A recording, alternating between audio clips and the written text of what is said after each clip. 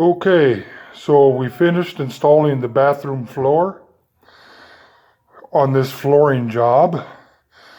The floor was completely wet. We ended up cutting out some of the subfloor to get rid of the wetness.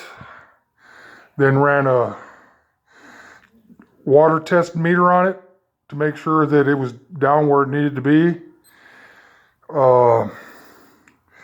It was still wet, so we ran some heaters for a day, and it seemed to fix the water issue. So the floor is no longer wet, with new subfloor and some new click lock floating floor got installed.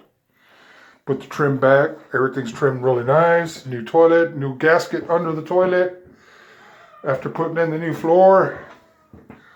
And this is what the finished product looks like. Another job well done by Preferred Building Contractors. If you need a new floor, give us a call.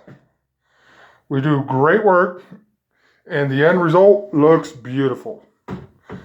503-877-1198. Give us a call.